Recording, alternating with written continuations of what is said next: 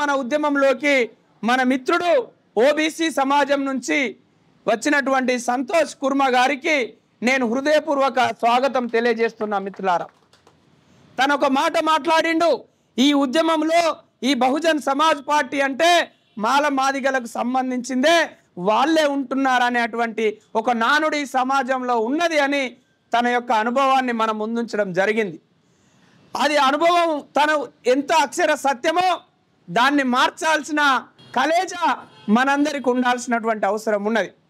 ఈ మాట ఎవరు చెప్పారు? ఆయన నోట విన్న, ఆయన నోటి నుండి వచ్చినటువంటి మాట ఎవరు చెప్పారు? ప్రజలు చెప్పారు. ఆ ప్రజలకు ఎక్కడి నుండి వచ్చింది? ఆ ప్రజలకు ఎక్కడి నుండి వచ్చిందంటే పాలక కులాల నుండి వచ్చింది. ఆ పాలక కులాలు ఎవరు? కాంగ్రెస్ పార్టీ నుండి వచ్చింది ఈ మాట. ఏమొచ్చింది మాట?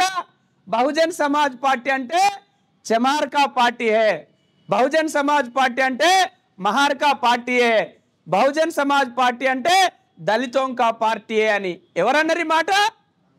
సాక్షాత్తు కాంగ్రెస్ పార్టీ ప్రధానమంత్రి పివి నరసింహారావు గారు అన్నారు.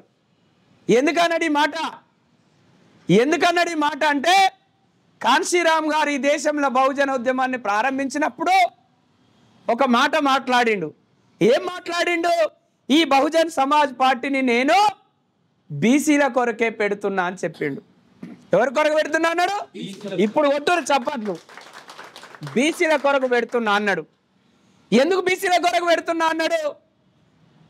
ఎందుకు పెడుతున్నాడు అంటే బాబాసాహెబ్ అంబేద్కర్ దయ వల్ల ఈ దేశంలో భారత రాజ్యాంగంలో ఎస్సీ ఎస్టీలకు చట్టసభల్లో రిజర్వేషన్లు వచ్చినాయి.